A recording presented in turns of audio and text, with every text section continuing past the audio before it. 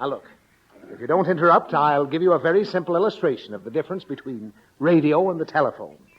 To begin with, suppose you had a dog 15 miles long. Suppose you had a dog 15 miles long. One end of it's in the broadcasting station, and the other end is in the car. Which end? Any end you like. Oh, then let's put it in the rumble seat. All right. One end of the dog is in the rumble seat. Where's the middle? The middle is stretched over 15 miles. Don't it hurt him? I told you this is an imaginary dog. So one end is in the station, the other end's in the car. Now, if you kick him at one end, he barks the other. Comprehend? Copperhead. Well, what do I mean?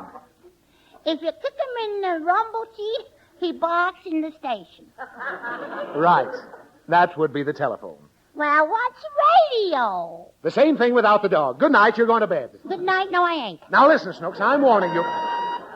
Sono lieto di poter rievocare, in poche parole, le esperienze delle prime trasmissioni radiotelegrafiche a grandi distanze, da me felicemente eseguite attraverso l'Oceano Atlantico il 12 dicembre 1901. Holy snapping bra straps. It's a podcast.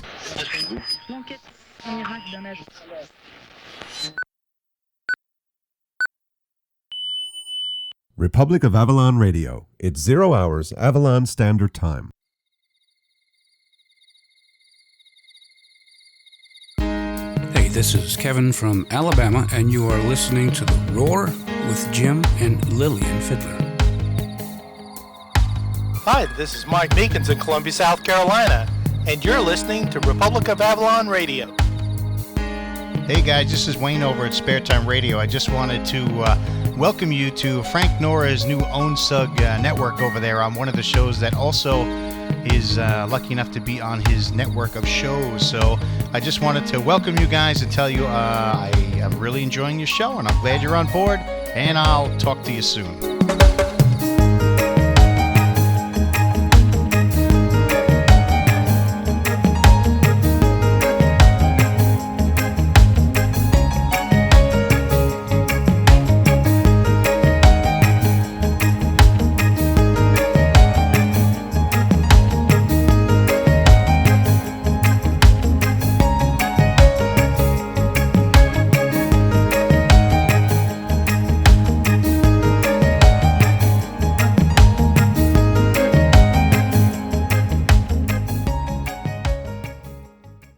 Republic of Avalon Radio. The best radio in the whole wide world. You're with the roar. Here now is Jimmy Fiddler. Yeah, this is Jim Fiddler, and you all are listening to the Jim Fiddler Show. We're here providing you some content for y'all to be entertained, and we hope you really all enjoy it all. Okay, so much for that. Yes, I am Jim Fiddler, and this is Republic of Avalon Radio. In case you didn't know it, welcome along. This is episode 94, which of course means that if you do your math, it means episode 100 is 6 episodes away, which means it's getting closer and closer, kiddies. Just around the corner. And we have plans. We are going to have a get-together for episode 100. More information to come, but if you think you might want to take part, really hope you do. Over 5 years of doing this thing here, and 99 episodes it'll be at that point. We will be recording the 100th episode at the event. There will be lots of music and wonderful people, and I'll be there too. And just the whole sort of idea of just a group of people that have had something to do with making Republic of Avalon Radio everything it has been from episode 1 through episode 99. Just kind of trying to get as much of that together into one room as we possibly can. And many of these people are musicians and various other types of people. So, it should be a fun time. I would, if I were you right now, make note. Hopefully you're not too far behind on the episodes and you're not hearing this now when the thing is already come and gone. That would be very sad, folks. But if you hear my voice right now, stop, check the date. If it's somewhere around the beginning of September 2010, you're okay. In fact, what I would suggest you do is have a quick peek at our website at, I haven't said this in a long time, TrippleU.republicofavalonradio.com. See, that's an old roar-ism that I haven't employed in a long time. We, way back when, came up with that little idea that instead of all this www stuff, we would coin the phrase TrippleU. And it spread. It actually spread around. A few other people started using it, and we thought we were going to be a big trendsetter there. But no, it didn't come to be. In fact, people still do that, and I still keep hearing it everywhere. And here it is, 2010, 5 years later. You think that would have worn off by now. I don't know why people can't just get this thing straight. Just JimFiddler.com, RepublicofAvalonRadio.com, Amazon.com. Why do we need http://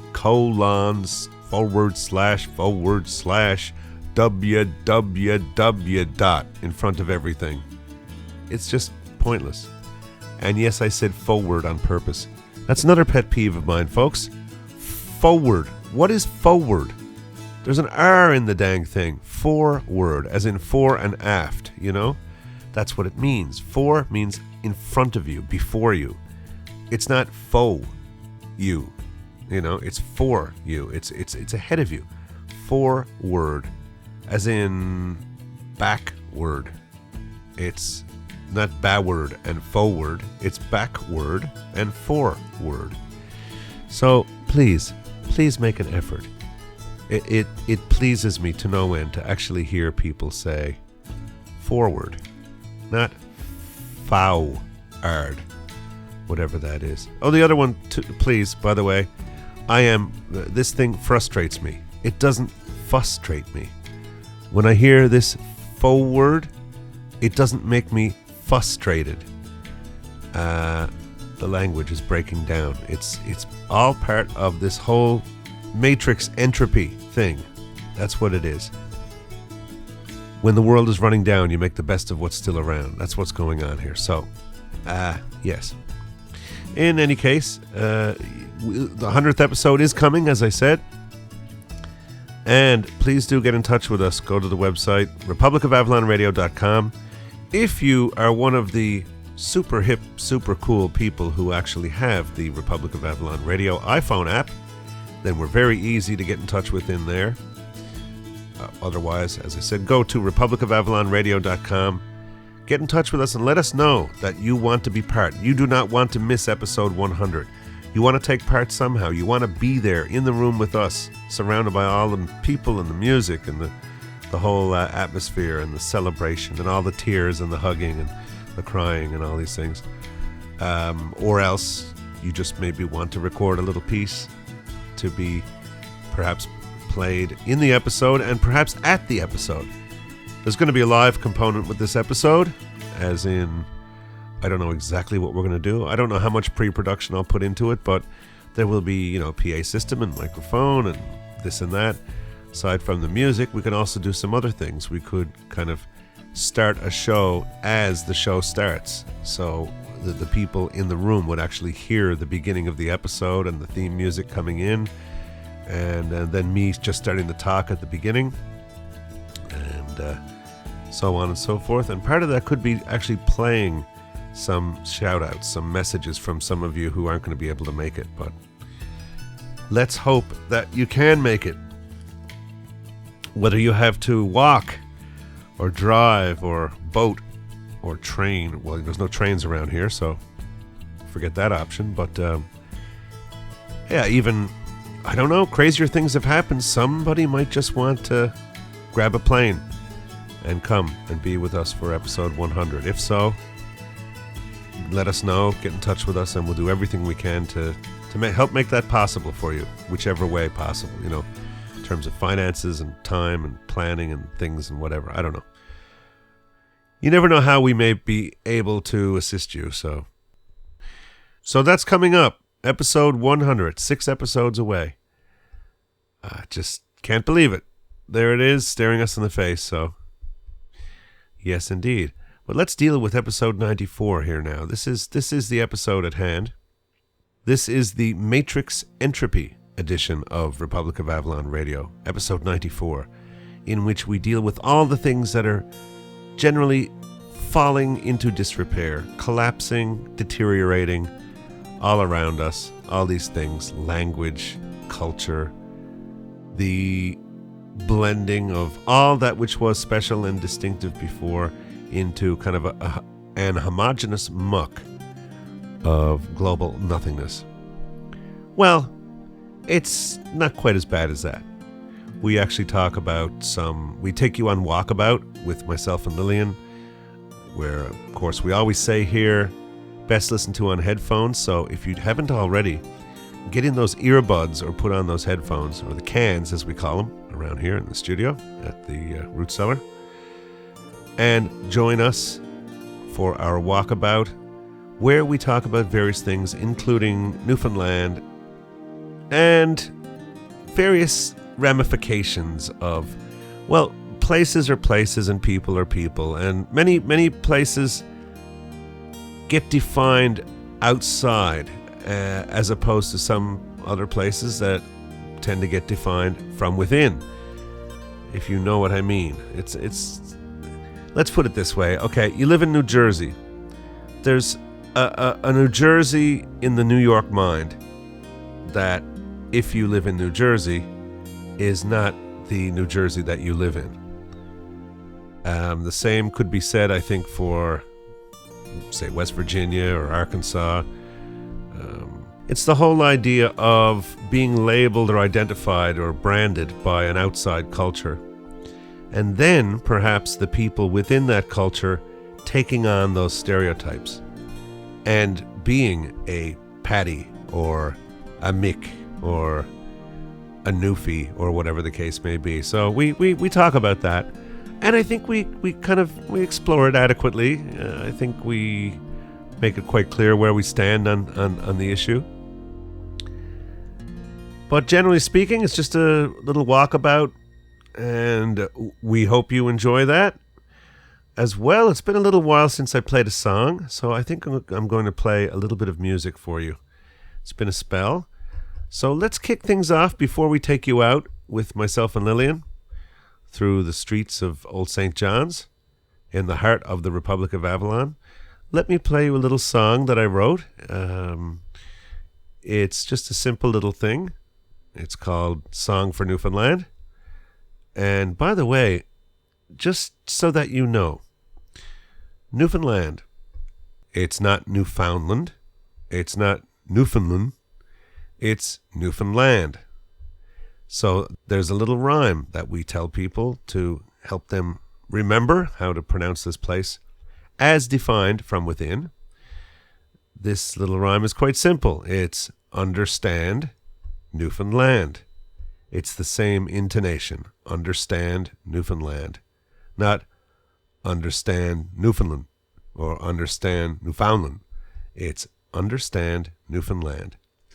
Bear that in mind, and then you will know how to pronounce this wonderful place that we call Newfoundland, and you'll be able to fit in just like one of the gang. So, let's push ahead. This is a song that I wrote, as I said. It's on my Midnight Rover CD. Little song I wrote called Song for Newfoundland. I think it's pretty self-explanatory, and it kind of deals with that whole overall idea that somehow the world or the universe or whatever is going to send us some kind of a messiah that's going to solve all our problems, and we're all going to suddenly be happy and be in the land of milk and honey and have all kinds of free oil to put in our furnaces to keep us warm all winter, and lots of wonderful things like that. So let's listen to the song. This is Song for Newfoundland from Midnight Rover. I am Jim Fiddler, and you are listening to Republic of Avalon Radio. No coming Messiah, no worldly power from above.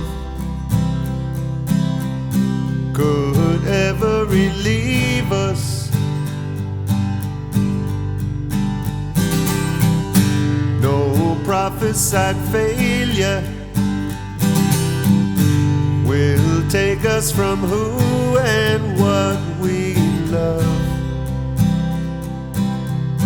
You'd better believe us,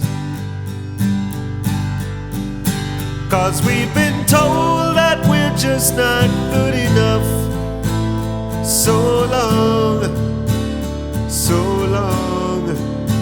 And we've been told that we're just not strong enough.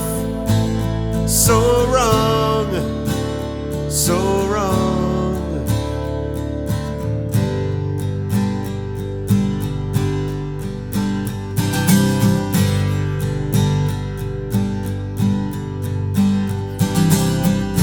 We're a builder of nations. Let us build on the rock and not on sand. In the land of our fathers,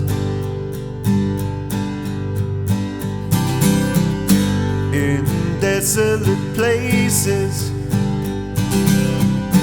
we know we have always found our bread.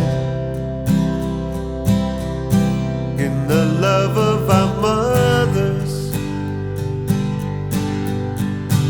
and we've been told that we're just not loud enough. So long, so long. And we've been told that we're just not proud enough. So wrong, so wrong, so wrong.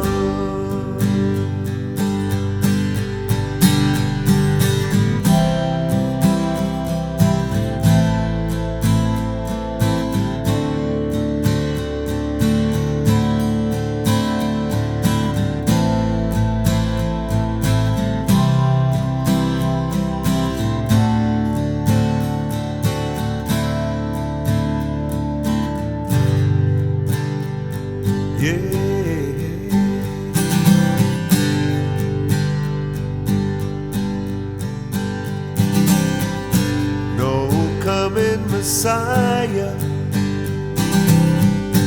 no worldly power from above could ever relieve us.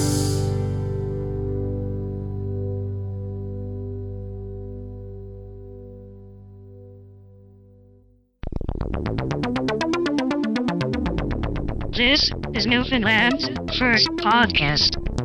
You're with the roar.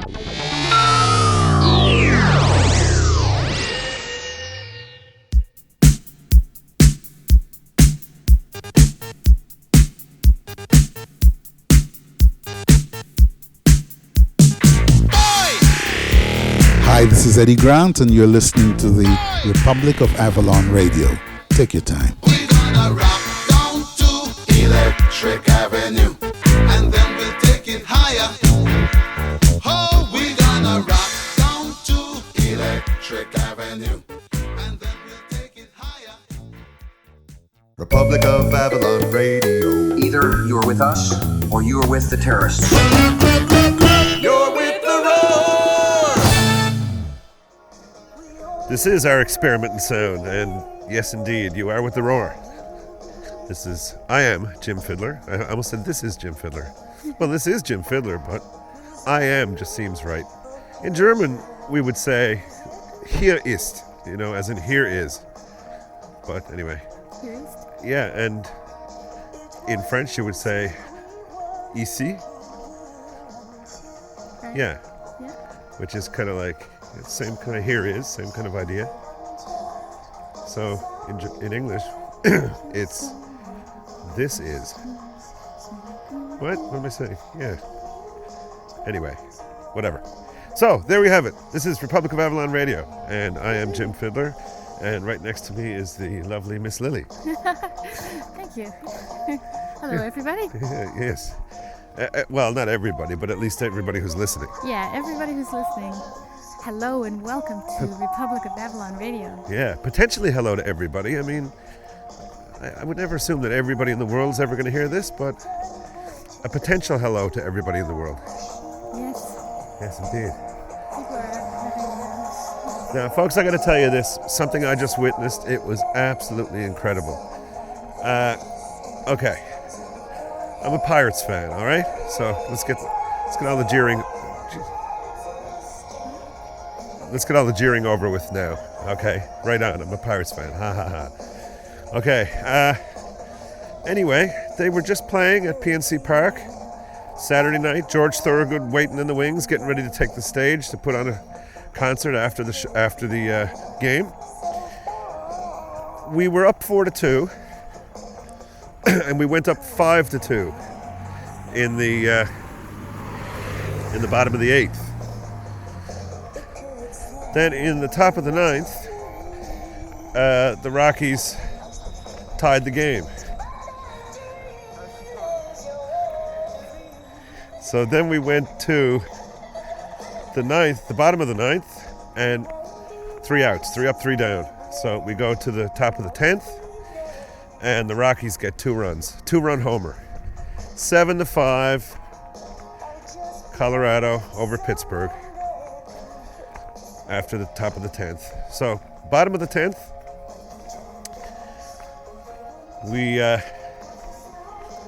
we end up in a situation where we've got Andrew McCutchen hits a home run, or at least it's called a home run, and they go to the replay, and they take back the home run and just give him a double. So he's on second base. Then Tabata gets up and he gets out. So we got 1 out and Andrew McCutchen on second. Who else got a bat? Whoever was up after him, Neil Walker, gets up and he flies out. So now we got McCutchen on second base with 2 outs. They walk Garrett Jones. So we got Garrett Jones on first. And it was a long at-bat too. A couple of times it could have been over, you know. They were down. We were down to our last out a few times. A lot of tip fouls. I'm gonna, Larry's Skutchan going around with bringing his snippers with him, you know. Does he do that? Yes. Good idea, I think. Yeah. I just basically got a branch in the face. I was watching it coming and I thought, well, no, I think it's too high, but it was no, it's the same one that I've been beating my head against. So it's not that I haven't, Okay, we'll shrunk bring or the anything. scissors the next time we come down. Yes, and just give it a chomp. So we've got Garrett Jones on first base, Andrew McCutchen on second base, 2 outs. Bottom of the 10th, sellout crowd, PNC Park, and who comes to bat? El Toro, Pedro Alvarez. First pitch, he tip fouls it. So it's count as 0-1. Second pitch, I think it might have been the second pitch. He crushed it over the Roberto Clemente wall. And we won the game with a 3-run walk-off home run by Pedro Alvarez. It was absolutely incredible. It was stunning. It was unbelievable, yeah. And they went crazy. Oh, you sure you do? Are you kidding me? Come on. The announcers were going crazy. Jeez Louise, you know? So that's a very rare thing, I take it. That doesn't happen very often, no. And they only won by one run, right? Yeah, you only need 1 run. I know, but if they would have lost, surely, if he had struck out, that would have been it. Well, that would have been it, yeah. Yes, that would have been it. They needed to get 3 runs to win, so even if he'd gotten a base hit and scored McCutchen, well, that would have been then five? it's no. Oh, sorry. No, then it's 7-6, and then the next person would have to get up and get a base hit and get Jones in. Yeah. Then it's 7-7. Then somebody else would have to get up and get a base hit. You know, so the likelihood of that was probably pretty slim. 1 swing of the bat. And was that his first swing? Second, I think. What's that? Was that his first swing? No, he had a pass at it on the first pitch. Okay. And just barely made contact with it, and tipped it foul, I think. Wow, But that was a sight to behold. We watched the rerun. yeah, because we have AtBat 2010 on the iPod Touch, and so I get the alerts. So we're listening to the game, and aside from that, we get alerts. You know, like when the game starts, when the game finishes, and anything that happens, we get an alert, and we can watch a video replay of the thing that happened. So just as we were coming out the door and getting ready to start on our little stroll here, I got the video alert, so we watched the home run, and it was pretty awesome. It was very awesome. Yeah. What a way to end the game. Oh, yeah. Amazing. Oh, I mean, just like, I'm there. Well, you know, like I said, all the ha-has aside, you know. It's not the easiest thing in the world to be a Pirates fan, folks. Let me just put it to you that way. It's tantamount to being a Toronto Mapleleafs fan in hockey, okay? You know, pretty much. Really, I didn't realize it was that bad. Except that the Pirates aren't a bunch of jerks. Okay. Yes. As I said in a previous episode, every opportunity you get to needle a Toronto Maple Leafs fan, even when you're talking about baseball, you know. But like I said before, or as I said before, folks, be kind to these people, these Toronto Maple Leafs fans. Be kind to them. Take them in. You know, give them a cup of tea. The poor schmucks. You know. I am kind. I am kind to Toronto Maple Leafs fans. You are, yeah, I would say. I am. No, first thing I say is, you know, that, and I'm serious about this, you know, I respect them for sticking with their team just because they're not winning Stanley Cups, blah, blah, blah. Well, since I think the last time they won Stanley Cup was in black and white, I think. Wow, but the fans still keep going. I think it's more of a hoo-ha for the fans in a way. Like it's, you know, a night out and a few brewskis and stuff like that. And all that. Well, that was quite the night for the fans for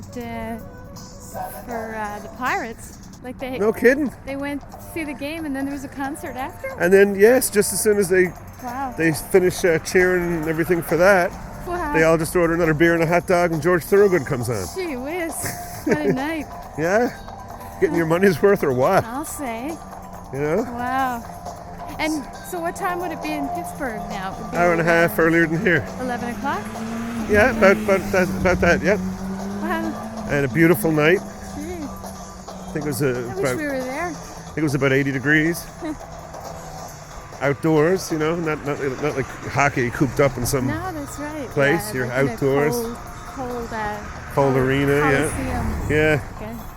No, outside with a beer and a hot dog, or maybe a nice pretzel, and you know, there it is. Bad to the bone. Bad. Yes. Bad. Oh, pirates, yes, them robbed them. What have we got going on over here? 3 runs in the bottom of the 10th.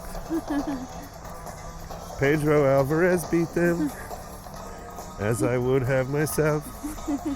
Yes. What kind of cacophony have we got on the go over here? It's not a cacophony. It's called Gong Rock by Stuart Copeland from the album The Rhythmatists. Stupid what? Stupid Copeland. No, I didn't say that, did I? Yes, you did. I did not. Something like that. I like Stuart Copeland. Yeah. I knew it was him, though. It was the tip of the slung. I had my blooper the other couple episodes ago, so now it's yours. Yeah. So we had an interesting day, didn't we? We did. We did. We did indeed. It was the festival. Yeah. As you all know, as you're currently listening now. Yeah, so there it is. And now we're kind of moving on with the evening portion. Yes, we're going to meet some friends at the pub. Oh yeah, sure. None of them are going to show Roar up. listeners too. Yeah, every night now we're supposed to meet people and they don't show up. They never show up. Great. Or they show up like at 2:00 in the afternoon or something. Well, we're always late. We're always late. But if we say we're going to be somewhere, don't believe us. But what's the point? I mean, a pub, what's the point in going to a pub at 10 o'clock and then going home at 11? What's the point of that? There is no point. No. Well, I mean, we're just, I don't know what it is. We eat late on the weekends. Yeah, and there was the game there too. I had given up on the game. I remember I said to you, this is hopeless. Yes, I know. 2-run homer, top of the ninth, didn't leave. 7-5. Or no, that was in the 8th. Imagine if we left. That wouldn't have been great. Oh, we would have missed that. Yeah. And I might not have even heard about it until that's right. listening to some future game. You probably would have thought that they lost and that's it, and why bother even listening, going back and listening. Yeah, exactly. You would have missed possibly the best game of the whole season, or the best ending. Well, it was the most dramatic. That's certainly. I don't think there's anything more dramatic than that. That's happened in that park, in PNC Park. Wow, really? Yeah. I mean, all the years at maybe, Three Rivers Stadium, maybe, whatever. But since PNC Park, I think that might be the most dramatic. I mean, you don't dare to think that such a thing is going to actually happen. No. I did, though. I was sitting there thinking, come on, remember? I even said to you, remember? I said, come on, Pedro, you can do it, whatever. Yeah. Knock it out of here. Yeah. And he did. Then he did. Really, that was. I even called Lillian in. You were out in the next room, out in the kitchen. And I said, dear, come here, sit down, listen. I said, Jones at first, McCutcheon at second, 2 outs, bottom of the 10th. Pedro Alvarez is coming up at bat. I said, this is a moment. Check this. And then out she went. Incredible. So, yes, and I was too. You was born. You was. Yes. He was Outside born of Pittsburgh. Yeah. I'm not a real Newfie, eh? Yeah, people like to bring that up sometimes. Yeah, you're not a real Newfie. Well, I don't know what a real Newfie is. I don't think I'd want to be a real Newfie anyway. Whatever that is. That's kind of silly anyway, isn't it? Well, it's like anyone. Happen to be born. Why would anybody want to be a real Jap, or a real Chink, or a real Yankee, or something? You know what I mean? Yeah. And I'm using these words, by the way. I'm using them as demonstrative phrases. It's I'm a Newfoundlander. I am a real Newfoundlander. Why would I want to be a real Newfie? Yeah. Exactly. And I know that upsets some people. Boy, I talk to people who don't live in Newfoundland, but they or their parents or grandparents or something came from Newfoundland. And boy, I tell you, if you that word Newfie, they'll fight to the death to defend the N-word. It's so. It's very highly controversial. They get upset. They get angry. I mean, you're talking in a calm, respectful tone of voice. And here we are living here. We are living and here. They're visiting. Yeah. And they're visiting, and they they want to defend This is just their little sort of vacation place that they come and visit maybe every couple of years or whatever in the summertime for a bit of corned beef and cabbage and a music festival or something. And then they go back somewhere else and pay taxes somewhere else. And they give us a hard time for wanting to call ourselves Newfoundlanders. I think part of it is like they want to cling to that identity, even though they're so far removed from it. They just like to cling like the Boston Irish. Yeah. Sort of thing. Because it makes being from Newfoundland and the rest of Canada, it does kind of. Well, it's a double-edged sword, really, because definitely a double-edged sword. Because you get good things said about you, but it's a kind of a superficial thing. Because that layer of good at the top is very thin. That'll peel off really quick. Oh yeah. You'll get called a stupid Newfie pretty quickly. Oh yeah, I really like Newfies, eh? Like they're lots of fun guys good and workers. Good hard workers. Lots of fun, those guys, eh? Yeah, lots of fun. Yeah. Like if they think that you're you're life gonna be the party. life of the party. Yeah. And everybody's friend and. But it doesn't take long. Predictable. You can get on the wrong foot with somebody, and instantly, you're some kind of dirtbag. Dirtbag, stupid Newfie or something like that. Yeah, and I think too, like it I don't know. It allows people to put you in a box, sort of like, oh yeah, well, certainly it does. Just a Newfoundlander, Well, look, like I was saying yesterday. Okay, rubber boots, accordion. Okay, Maple Leaf bologna from Toronto. Made in Scarborough. Maple Leaf bologna. The accordion, a German instrument. And rubber boots. I mean, when was that type of, rubber first invented? Maybe, somewhere around. I mean, when did people here have rubber boots? Maybe, I don't know, maybe since 1900. Probably not much before that, if before that, and maybe not till after that. I'm not sure. But I mean, it's very petrochemical. That whole business wasn't. I think those kind of boots were probably pretty newfangled, well into the 20th century. Yeah. So I mean, if all we're going to base our culture on is Mapleleaf bologna from Toronto, an instrument from Germany, with basically no German people here, and some boots made somehow indirectly by DuPont, then if that's all if that's all our culture is, then folks, guess what? Go ahead, be a Newfie. Yeah, exactly. We don't want any part of it. We don't want any part of it, please. That's our controversial portion of the show. No, we do understand. I just want to say to the people to anyone who's listening to us right now, well, first of all, to any people who think of themselves as Newfies, and they're darn proud of it, as they all say, with anger in their voices. I don't know why you should be angry about where you happen to come from. That it's kind of interesting. You should be more angry about maybe the reality of, historical, economic, and so on, sociological reality about Newfoundland. Not get angry about somebody not wanting to call you an N-word. Yes. Oh my God, he called me. So anyway, I've settled that one in my mind a long, long time ago.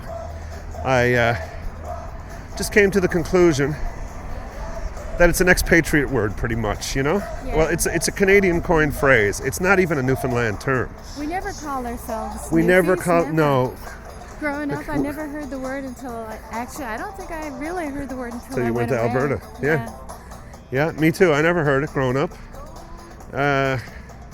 Same with all this kissing the cod and screeching in and all that.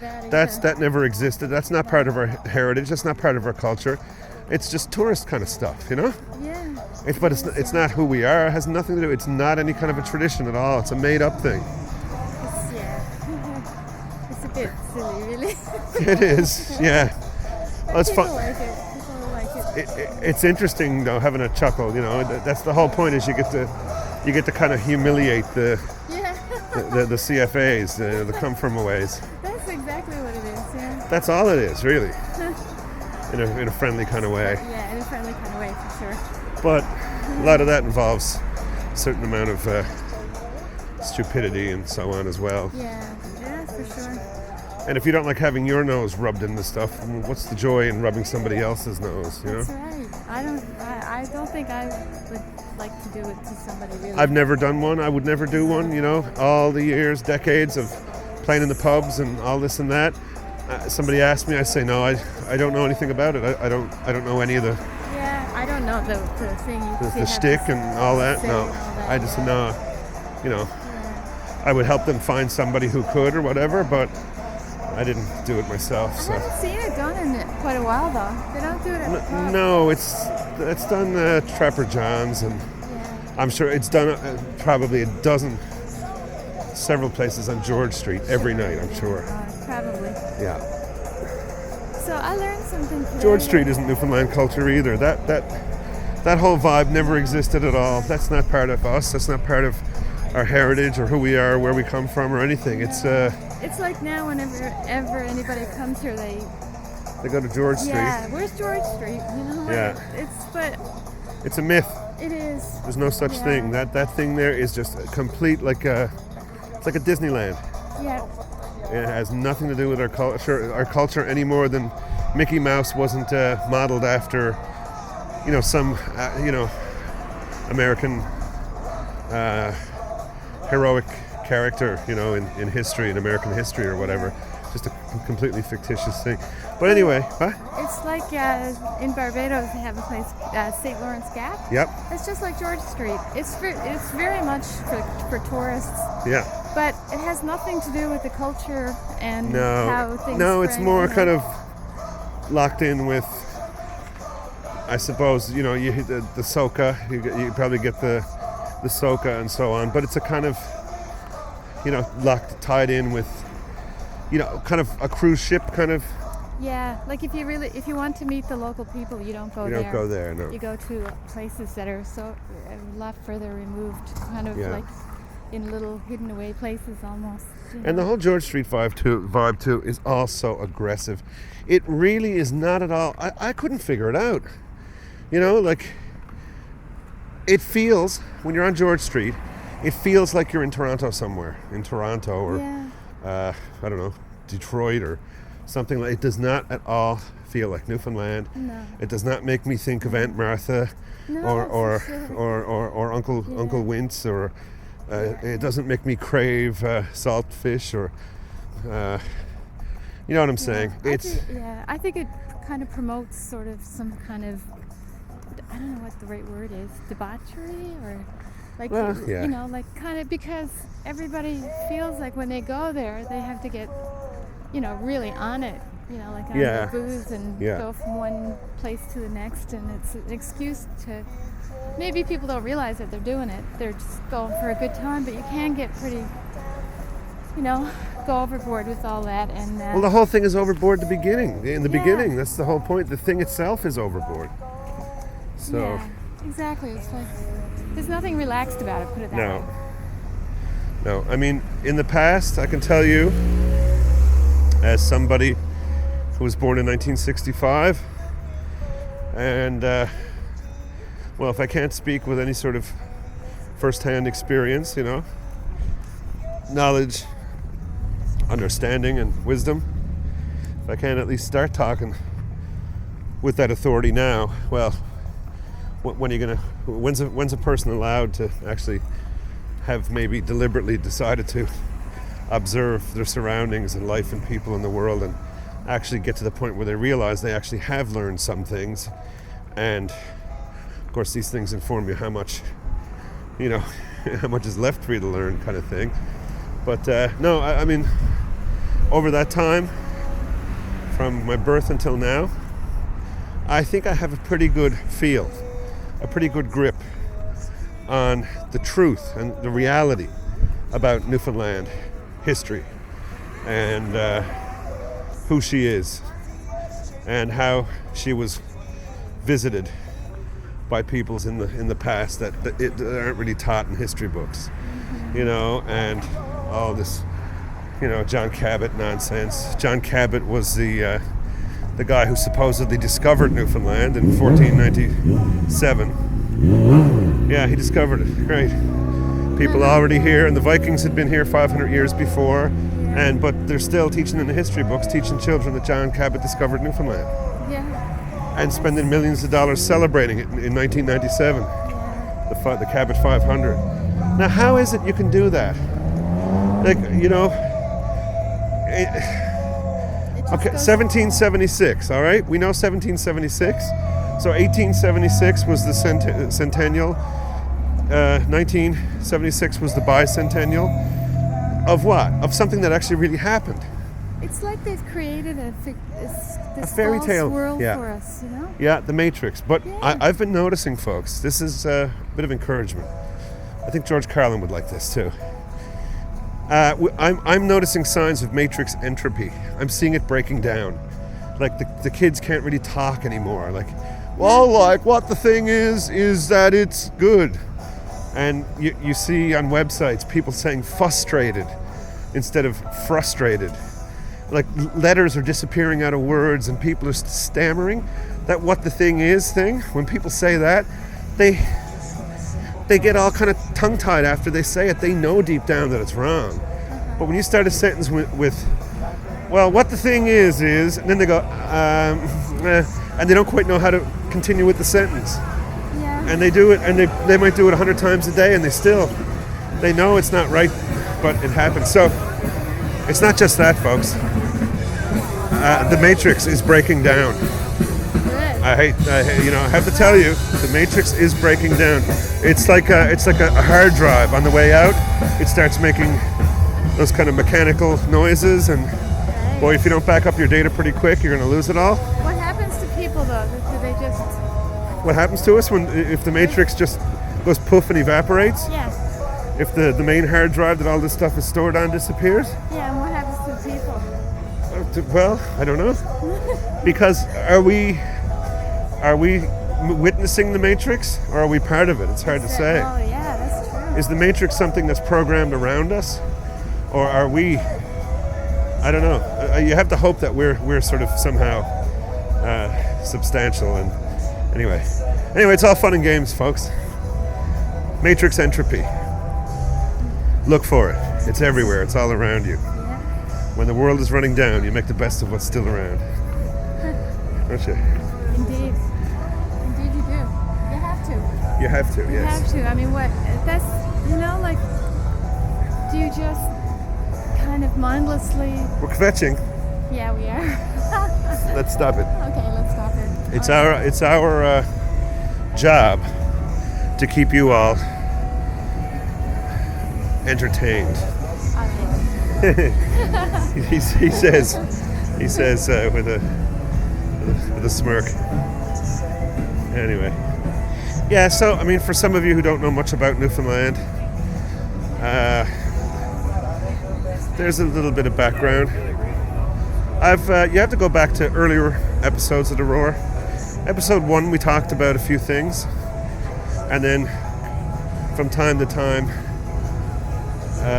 throughout subsequent episodes, we'll... Yeah, this isn't the norm, is it? We don't normally... Oh no, we don't just spend all our time kvetching about Newfoundland and whatever.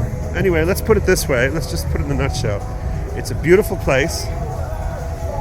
It's a beautiful, beautiful place, and whose peoples over time have suffered. A lot of sufferation. Yeah. And not just the European people, the people beforehand, the Beothic, basically suffered right into extinction.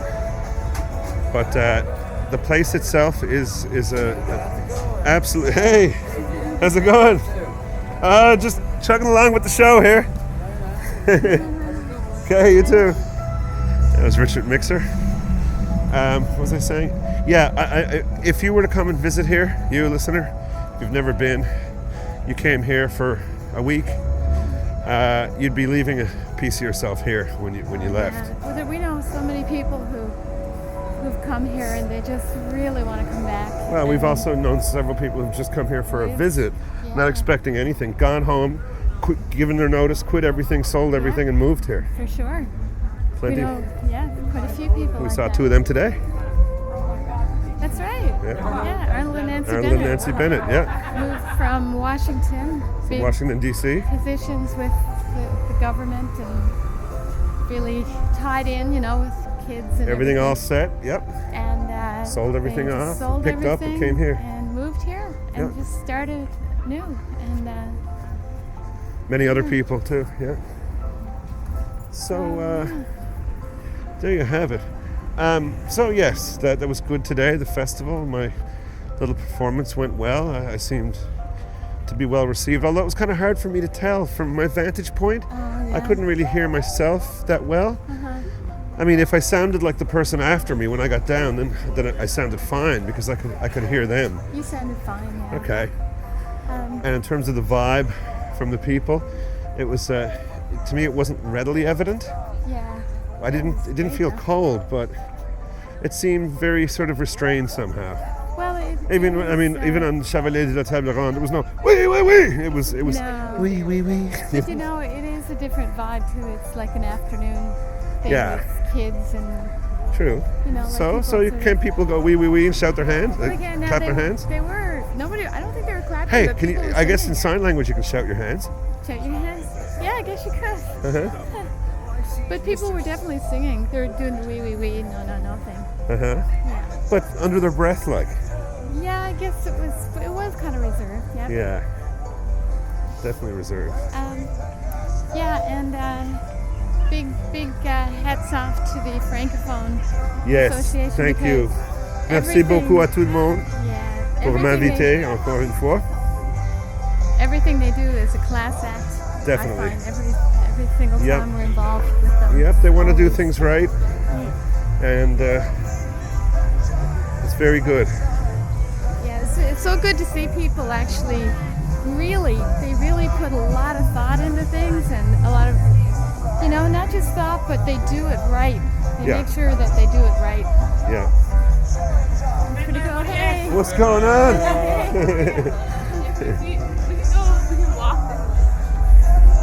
There you go. When he walks down the street, he smiles at everyone. Everyone that he meets calls him King of Water Street. Yes. And you're my queen. I'm the queen. You're my queen. The water queen. Yes. Yes, so we are getting very, very close now, folks. We're on the final stretch. And more to come, Richler. See, that's a joke. That's another one of those inside kind of jokes. I say that because there's an author, Canadian Jewish author, called Mordecai Richler, who wrote several very good books. Duddy Kravitz, that one, and several others. But if you like a good read, just pick up anything by Mordecai Richler, and you won't be let down. But Mordecai Richler, so I say that Mordecai, I just say Mordecai Richler. I don't know. It's just a silly thing that I do. I like it. Yeah. I've never explained that before. I think probably if you go back, I've said that 100 times on the Roar, or maybe thrice. I wonder if our friends are here.